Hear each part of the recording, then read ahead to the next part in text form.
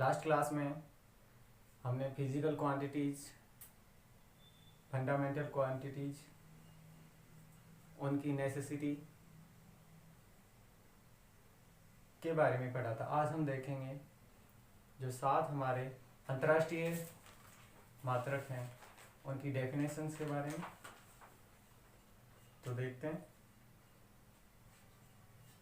जैसा कि मैंने कल आपको बताया था कि जो 7 फंडामेंटल मात्रक हैं जो ऑल वर्ल्ड मान्य हैं, 7 हमने देखे थे।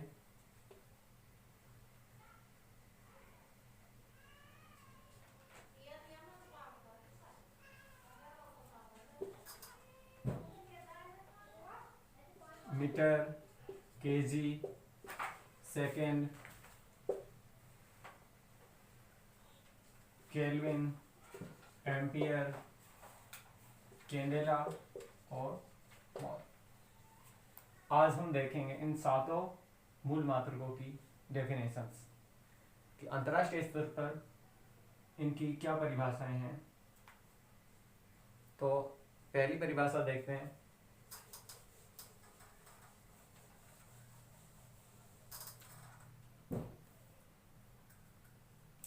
One metre.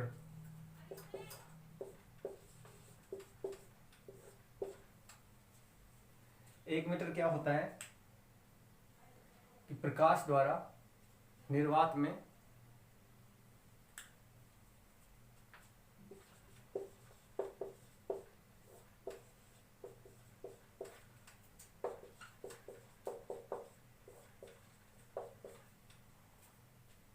One upon 299, 792, 458 second में जो तय की गई दूरी है वो 1 मीटर कहलाती है।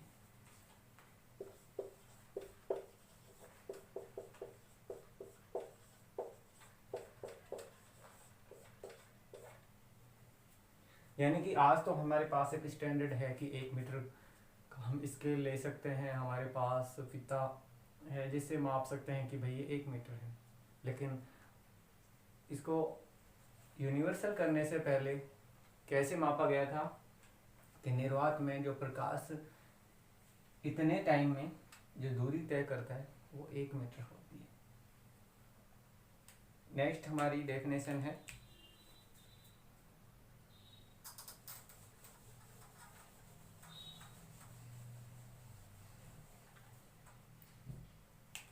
एक केजी।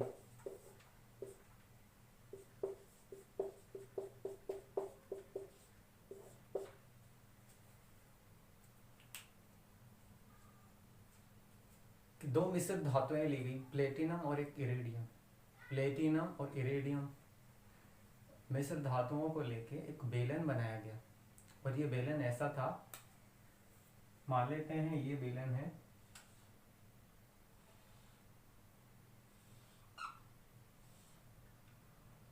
ये इस तरह का बेलन था।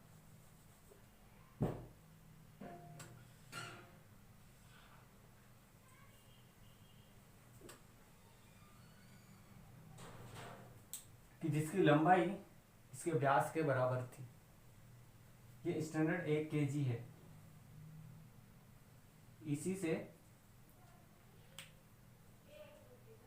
फिर प्रतिरूप बना लिए गए और ऑल वर्ल्ड में उनको डिस्ट्रीब्यूट कर दिया गया। इन्हीं से फिर आज किसी वस्तु का जैसे मापन करते हैं तो वो एक स्टैंडर्ड है 1 केजी। और जो प्रारंभिक में 1 केजी बनाया गया था वो अंतर्राष्ट्रीय मापतोल की संस्था है पेरिस में, वहां रखा हुआ है वो। और इंडिया में जो NPL है, नेशनल फिजिक्स लेबोरेटरी, नई दिल्ली में है, वहां हमारा 1 केजी इंडिया का रखा है। यानी जब भी अगर कोई विवाद उठता है कि जो 1 केजी चल रहा है मार्केट में, अगर उसका वेट मान लो कम लगता है तो फिर उसी से कंपेयर करके बाट बनाए जाते हैं। तो 1 केजी को रिफाइन कर सकते हैं।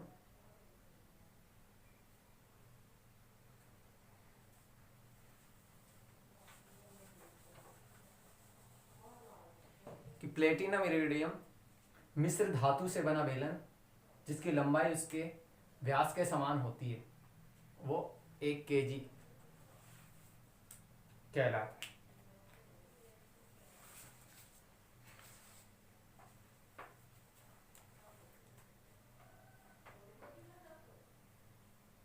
यानी कि प्लेटिनम इरिडियम मिश्र धातु से बना हुआ बेलन जिसकी लंबाई उसके व्यास के समान है, उसका जो द्रव्यमान है वो 1 kg के बराबर होता है। नेक्स्ट देखते हैं।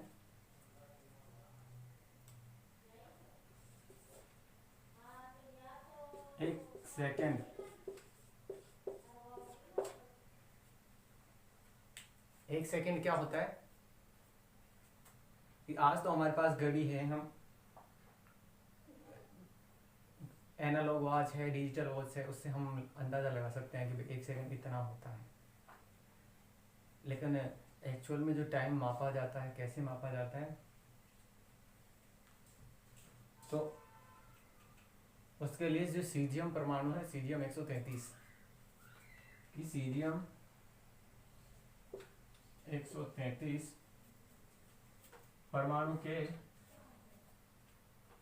91, 92, 63, 17, 70। ये एक मोबाइल नंबर बता रहा हूँ आपको, 91, 92, 63, 17, 70। ऐसे मोबाइल नंबर इसको याद कर सकते हैं कि सीजियम परमाणु 133 के 91, 92, 63, 17, 70 दोलनों में या फिर कंपनों में जो लगा समय है वो 1 सेकेंड के बराबर होता है।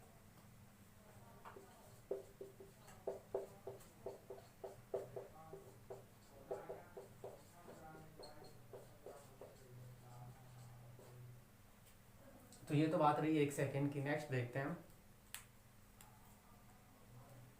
1 एम्पियर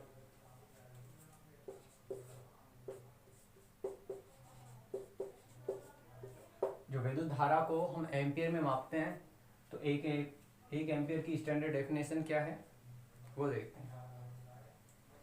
वैसे 12th क्लास में आप 1 एम्पियर की डेफिनेशन का डेरिवेशन वगैरह सब देखते हैं यहाँ, लेकिन अपन केवल डेफिनेशन देख लेते हैं।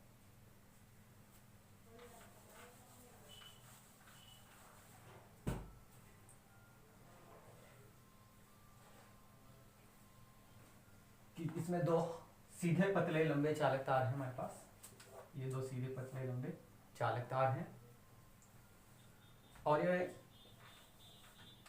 एक दूसरे से एकांक दूरी यानी कि 1 मीटर की दूरी पे रखे हुए हैं।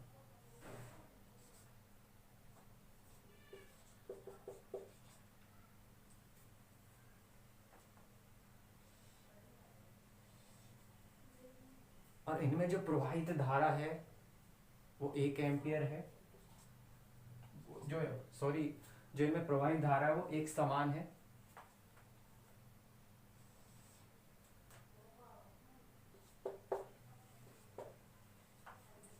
यानी कि I1 equal to I2 equal to I मान लेता हूं कि 2 सीधे पतले लंबे चालक तार परस्पर एकांक दूरी पर रखे हुए हैं और उनमें एक समान धारा प्रवाहित कर रहे हैं। तो प्रत्येक जो तार है उसकी एकांक लंबाई पर लगने वाला बल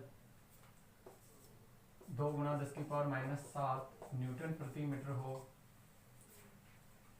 तो जो तारों में प्रवाहित धारा है वो 1 एम्पियर होगी, यानी कि I इक्वल टू 1 एम्पियर। तो ये था 1 एम्पियर। नेक्स्ट हम देखते हैं कि जो पदार्थ है, पदार्थ की मात्रा को माप रहे हैं हम मोल में, तो वो देखते हैं।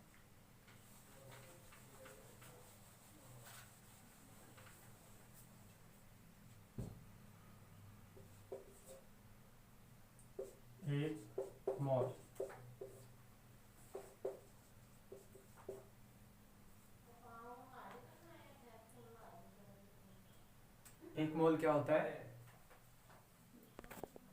एक मोल क्या होता है? यानी किसी भी जो पदार्थ की मात्रा है तो उसको कैसे डिफाइन करेंगे देखते हैं।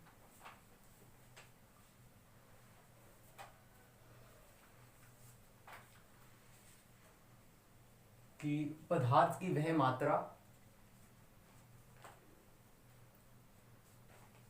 जो कार्बन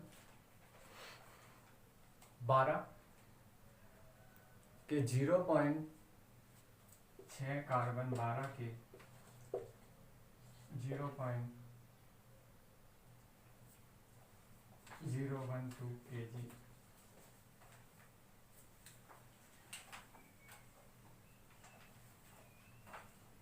में उपस्थित कार्बन परमाणुओं की संख्या के बराबर होती है। यानी कि 6 कार्बन 12 का जो समस्थानिक होता है उसके 0.012 kg में उपस्थित कार्बन परमाणु की संख्या 1 मोल के बराबर होती है। इसके बाद देखते हैं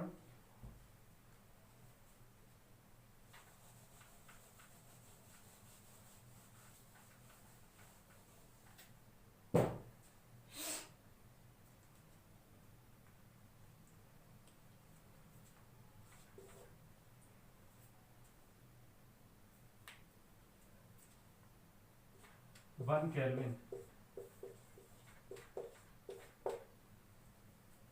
यानी कि जो ताप का ऐसा ही मात्रक है वो केल्विन है। तो केल्विन को कैसे डिफाइन करते हैं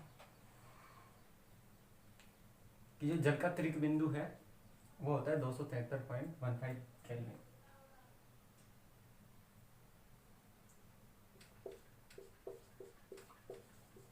जल का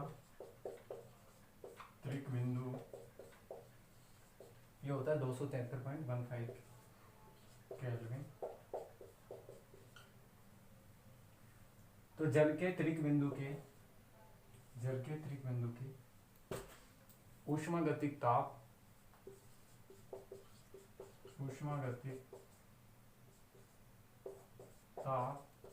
का 1/273.15 भाग 1 केल्विन कहलाता है। यानी कि जो जल का त्रिक बिंदु कितना होता है 273.15।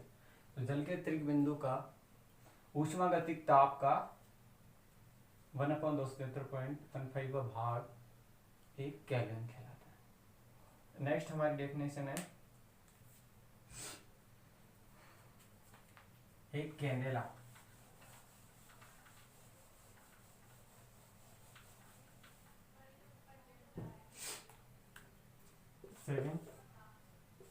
वन कैंडेला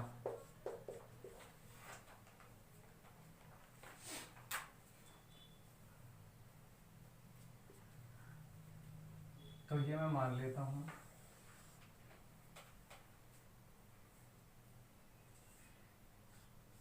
ये 1 स्टेरेडियन कौन है SR।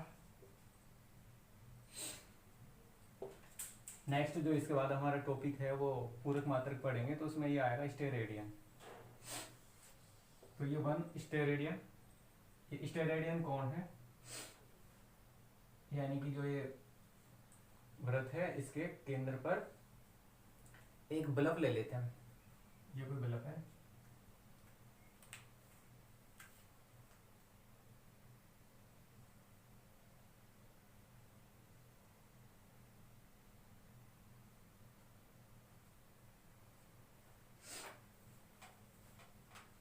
और इस बल्ब की जो आवृत्ति है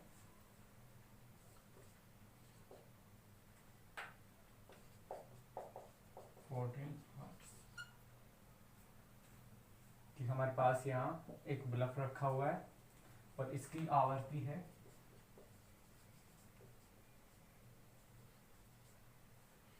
5.4 × 10⁻14 हर्ट्ज।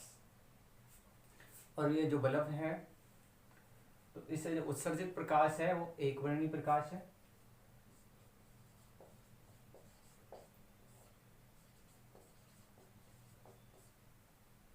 यानी जो उत्सर्जित प्रकाश है एक ही रंग का है, इसलिए इसको एकवर्णी प्रकाश बोल रहे हैं। और इस बल्ब का प्रकाश, ये जो कोण है पूरा स्टेरेडियन, इसमें जैसे ऐसे आ रहा है ये,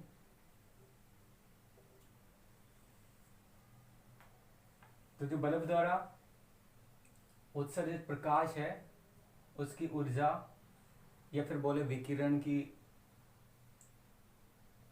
जो मात्रा है, वो अगर 1/683 वाट प्रति स्टेरेडियन हो, तो जो प्रकाश की तीव्रता होगी वो 1 कैंडेला होगी। तो जो प्रकाश की तीव्रता होगी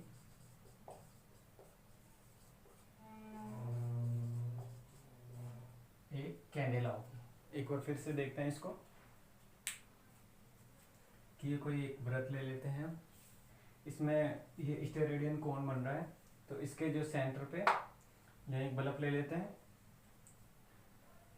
इस बल्ब से जो प्रकाश उत्सर्जित हो रहा है वो एकवर्णी प्रकाश है, और उसकी आवृत्ति है 5.4 × 10⁻14 हर्ट्ज। तो बल्ब से जो उत्सर्जित प्रकाश की जो ऊर्जा है या फिर जो विकिरण है वो है 1/683 वाट प्रति स्टेरेडियन। तो इस बल्ब से जो उत्सर्जित प्रकाश है उसकी तीव्रता कितनी होगी? 1 कैंडेला होगी। तो ये सातों हमारे जो मूल मात्रक थे उनको अंतर्राष्ट्रीय स्तर पर जो परिभाषाएं थी उनको अपन ने डिफाइन किया। नेक्स्ट हम देखेंगे इसके बाद पूरक मात्रक, यानी कि बाद में हमें कुछ और जो क्वांटिटीज थी उनको डिफाइन करने के लिए हमें 2 और पूरक मात्रकों की आवश्यकता पड़ी।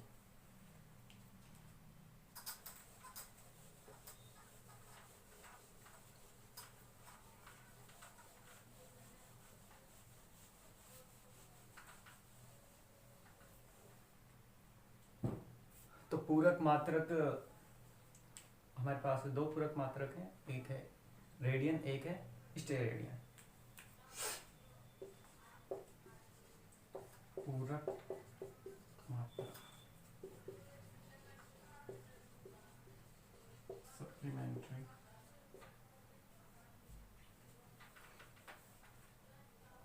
यूनिट। इसमें पहला हमारे पास है रेडियन।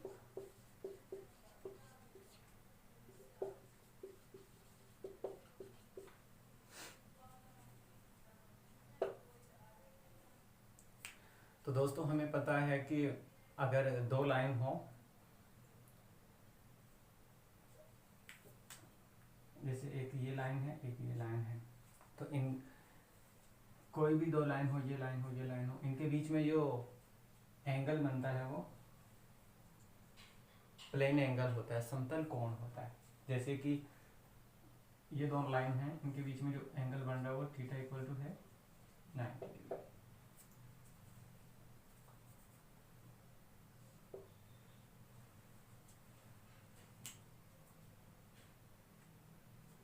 तो रेडियन को देखते हैं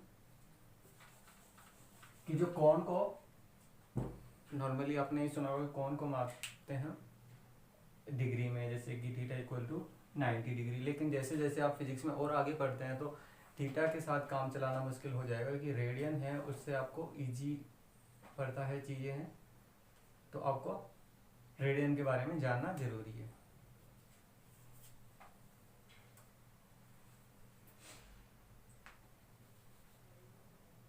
तो जैसे कि ये गोला है एक, इसकी त्रिज्या है r त्रिज्या का गोला है।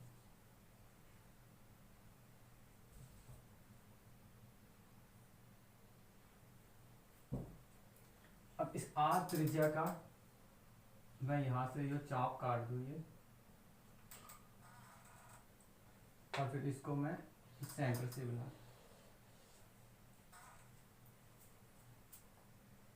तो ये तो r है, ये भी आर ही होगा, और ये चाप बना दिया है हमने।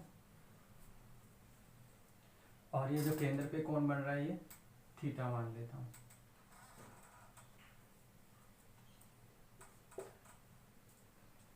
तो हम जानते हैं कि कोण किसके बराबर होता है, चाप अपॉन में त्रिज्या। कोण होता है चाप अपॉन में त्रिज्या। कोण जैसे थीटा मान लिया हमने,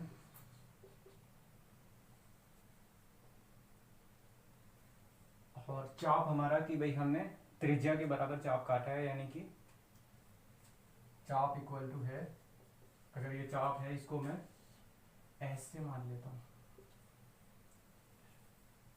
तो चाप इक्वल टू त्रिज्या है। तो चाप हमारा एस अपॉन में त्रिज्या आर, तो आर अपॉन में आर। वैसे थीटा विमाहीन राशि है, क्योंकि जैसे ये चाप है, ये भी एक तरह की डिस्टेंस है, और ये आर, ये भी एक तरह की डिस्टेंस है। तो जैसे सेम सेम क्वांटिटी होती है, तो फिर उनकी विमा कितनी हो जाएगी, m0 f0 t0, यानी कि विमाहीन राशि हो जाएगी। तो आर से आर गया इक्वल टू 1, और थीटा इक्वल टू 1, और इसको ले लेते अपन रेडियन, यानी कि थीटा को हम माप रहे हैं अब रेडियन में। तो यहां से हम एक रेडियन की परिभाषा दे सकते हैं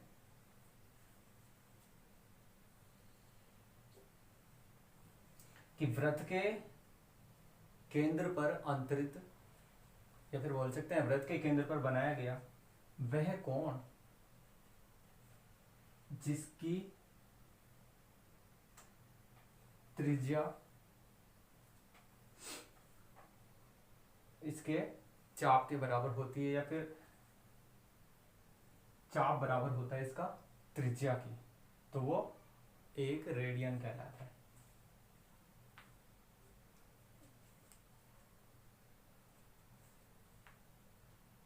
तो ये तो बात रही एक रेडियन की।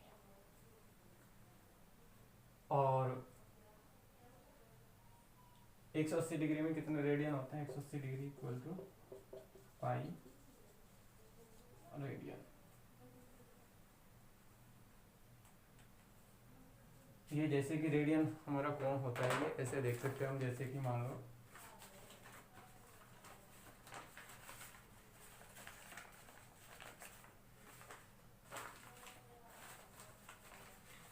ये एक एंगल है, तो ये इस तरह का कोण होता है। ये हमारा सेंटर में बन रहा है, ऐसा वाला कोण होता है ये रेडियन। यानी नॉर्मली हम देख सकते हैं, जैसे मान लो कि अगर ये पेन हो और इसको मैं देख रहा हूँ तो यो, तो ये जो आँख पे बनाया गया कोण है, तो वो हमारा रेडियन होता है। नेक्स्ट हम देखते हैं स्टेरेडियन।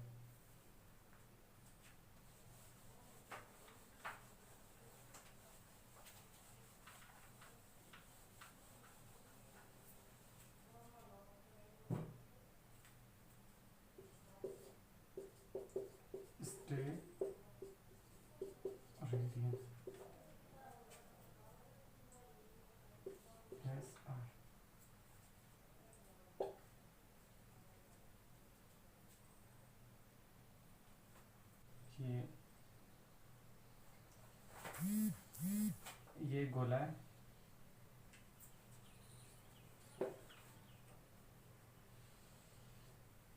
और इसकी त्रिज्या है आर। आर त्रिज्या का एक गोला है। अब इस त्रिज्या को एक वर्ग पे ले लेते हैं, यानी कि आर त्रिज्या है तो आर भुजा का एक वर्ग ले लेते हैं। तो इस वर्ग का क्षेत्रफल क्या हो जाएगा, भुजा स्क्वायर, यानी कि आर स्क्वायर।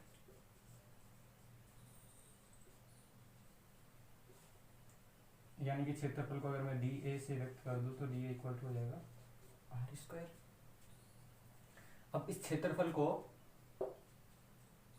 मैं इस गोले पे ये चौक काट दूँ मैंने, यानी कि यो मैंने काट दिया यहाँ से ये, तो ये हमारा हो जाएगा आर स्क्वायर, और स्क्वायर से मिला देते हैं, यानी कि ये तो हमारे आर है, ये भी आर हो जाएगी, और ये हमारा हो जाएगा आर स्क्वायर।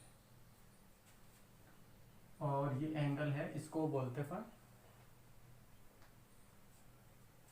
जो स्टेरेडियन बोलते हैं, इसको डी ओम से व्यक्त कर लेते हैं, डी ओम।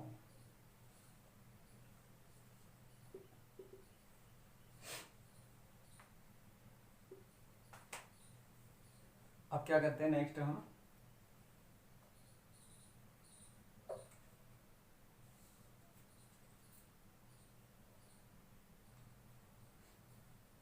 कि एक तो जैसे इस डायग्राम को इधर बना लेते हैं,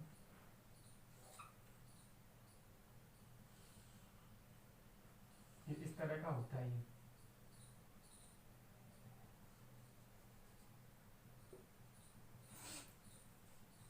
यानी कि जैसे अगर नॉर्मली कोई वायर हो, पेन हो, और उसको ये देखेंगे तो यो एंगल बनता है आँख से, लेकिन जैसे कि इसके स्थान पे यहाँ जैसे कोई अगर पेज हो, पेज रखा हो, तो उसके लिए कैसे बनता है, जैसे मान लो कि अगर यहाँ कोई जैसे पेज होता, ये कोई पेज होता है ऐसे, तो इसका आँख पे एंगल बनता है यो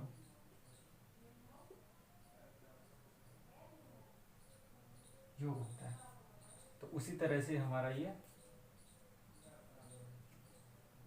स्टेरेडियन होता है, ठोस कोण होता है,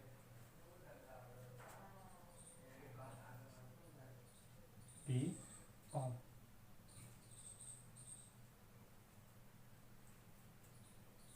ऐसे और ऐसे ऐसे जो जो बढ़ते जाते हैं, ये कोण बढ़ता जाता है, तो ये आर है और ये आर स्क्वायर। तो ये जो ठोस कोण है डी ओम है, इसको मैं लिख सकता हूँ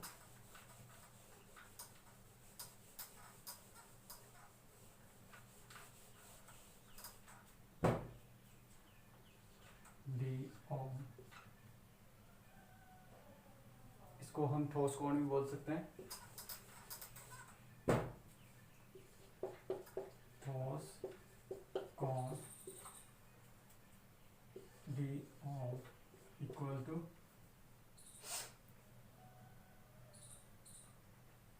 क्षेत्रफल कोण में त्रिज्या का स्क्वायर, यानी कि जो यहाँ क्षेत्रफल काटा था हमने, ये वाला आर स्क्वायर, इसका क्षेत्रफल कितना था आर स्क्वायर, और ये जो गोले की त्रिज्या है आर, उसका स्क्वायर, यानी कि क्षेत्रफल था आर स्क्वायर, त्रिज्या का स्क्वायर, ये भी आर स्क्वायर, तो डी ओम बराबर हो जाएगा आर स्क्वायर से आर स्क्वायर कट जाएगा, तो 1 स्टेरेडियन। तो 1 स्टेरेडियन को परिभाषित कर सकते हैं कि गोले के पृष्ठ का वह भाग जिसका क्षेत्रफल गोले की त्रिज्या के वर्ग के बराबर होता है, एक स्टेरेडियन कहलाता है। और जो सॉलिड एंगल होता है ये डी ओम equal to 4 pi equal to 720 degree, इतना होता है। तो ये थे पूरक मात्रक। नेक्स्ट हम देखते हैं प्रैक्टिकल यूनिट्स, यानी सैद्धांतिक मात्रक।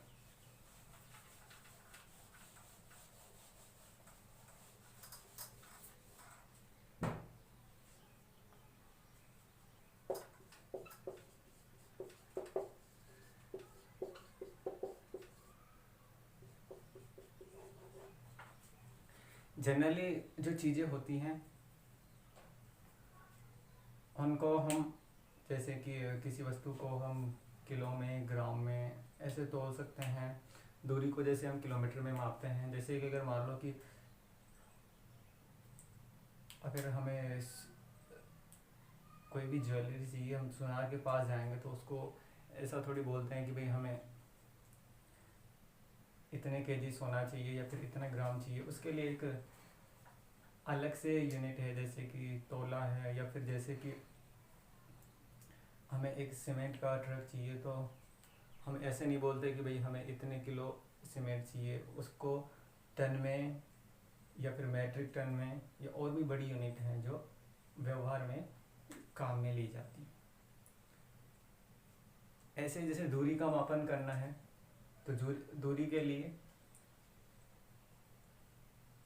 बड़ी दूरी है तो हम जैसे किलोमीटर का यूज कर लेते हैं कि भाई मेरे को यहाँ से अगर दिल्ली जाना है तो भाई इतने किलोमीटर यहाँ से, कि भाई 200-250 किलोमीटर है, उसको मीटर में नहीं यूज कर सकते हम। तो उसी तरह से अगर हमें बड़ी दूरियों का मापन करना है, जैसे कि मैं बोलूँ कि जो पृथ्वी से लेके मून की कितनी डिस्टेंस है, उस दूरी का मापन करेंगे तो वो किलोमीटर में या मीटर में संभव नहीं है, तो उसके लिए कुछ अलग यूनिट है, तो वो देखते हैं हम।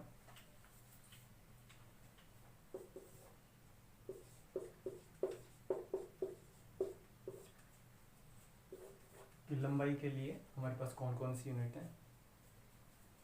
तो फर्स्ट है खगोलीय मात्रक, यानी कि एस्ट्रोलॉजिकल यूनिट।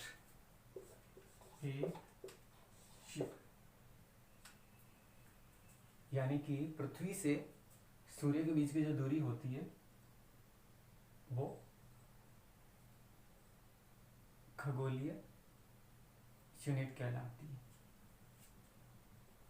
और 1 AU में 1.496 इंटू 10 की पावर 11 मीटर, इतनी दूरी होती है। पृथ्वी से लेके सूर्य की दूरी होती है 1.496 इंटू 10 की पावर 11 मीटर। तो ये है खगोलीय मात्रक, यानी बड़ी दूरियों का मापन है खगोलीय मात्रक, AU यूनिट में करते हैं। चलो ये तो बात रही कि पृथ्वी से सूर्य की या फिर पृथ्वी से चंद्रमा की, या और भी जैसे बहुत दूर हम कोई स्टार्स है या फिर और कोई गैलेक्सी है, उन दूरियों के मापन के लिए हम काम में लेते हैं प्रकाश वर्ष। तो एक प्रकाश वर्ष क्या होता है?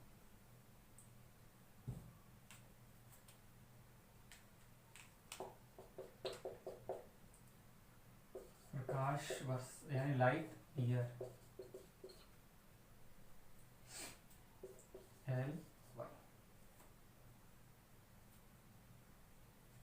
तो 1 लाइट ईयर निकालते हैं हम, जैसे कि लाइट की स्पीड होती है 3 इंटू 10 की पावर 8 मीटर प्रति सेकेंड। तो निकाल सकते हैं कि भाई लाइट की स्पीड 3 इंटू 10 की पावर 8 मीटर प्रति सेकेंड होती है। तो इंटू 7 सेकेंड 7 मिनट 24 घंटे और 365 दिन। तो इनसे जो क्वांटिटी आएगी हमारे पास वो आएगी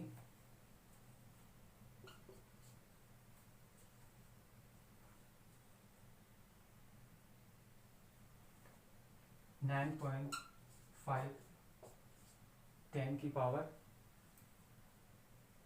15 मीटर। यानी कि जो एक प्रकाश वर्ष है उसमें इतनी दूरी है, बहुत ज़्यादा डिस्टेंस है ये, कि प्रकाश की जो स्पीड होती है वो एक साल में जितनी दूरी तय करती है वो एक प्रकाश वर्ष के बराबर होती है। और नेक्स्ट हमारे पास एक यूनिट और है,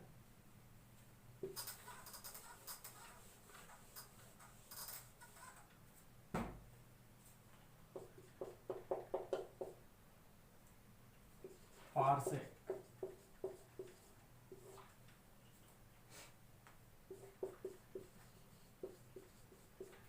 पारसेक क्या होता है कि जैसे ये अर्थ है, ये सन है, और यहाँ कोई स्टार है,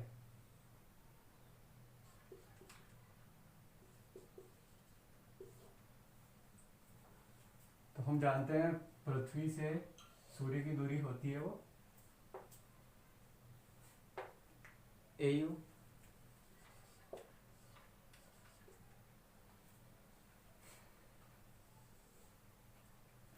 तो ये बनाया गया कोण है वो एक आर्क सेकंड के बराबर होता है।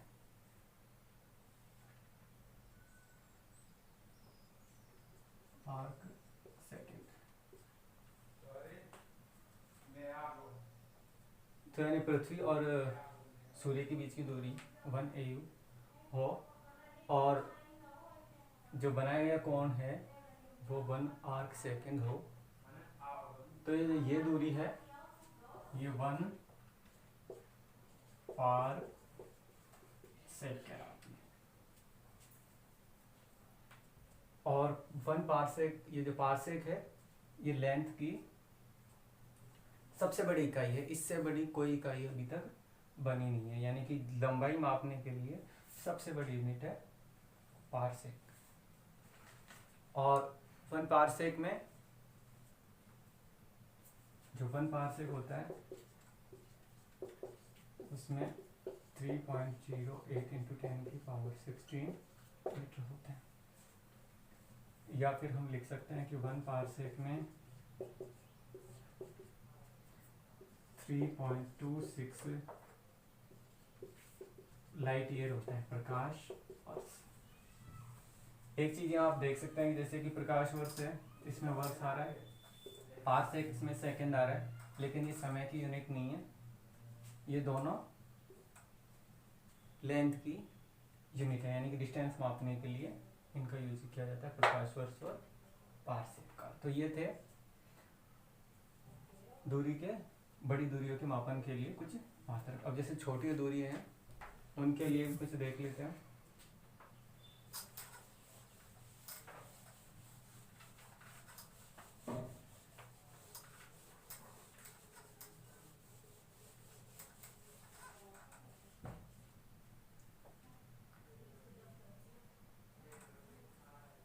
कि जैसे 10⁻⁻6 इसको हम बोलते हैं माइक्रोमीटर। 10⁻⁹ छोटी दूरियां किस में मापी जाती हैं वो देख लो। 10⁻⁶ माइक्रोमीटर में, 10⁻⁹ पिकोमीटर में, 10⁻⁻12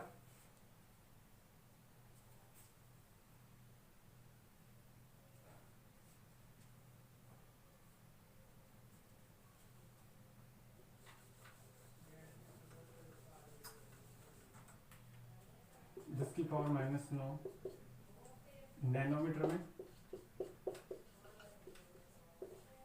10⁻⁻12 पिकोमीटर में, 10⁻⁻15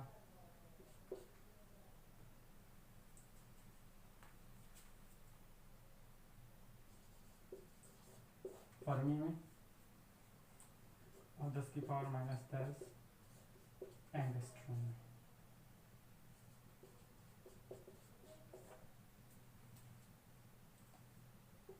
यानी कि जो परमाणु का लेवल है उसमें आ जाता है फर्मी में। तो ये कुछ छोटी दूरियां थी। तो दोस्तों आज हमने देखी अंतर्राष्ट्रीय मात्रकों की परिभाषाएं, पूरक मात्रक और कुछ प्रैक्टिकल यूनिट्स। आपने मेरे को पेशेंस से सुना, इसके लिए धन्यवाद।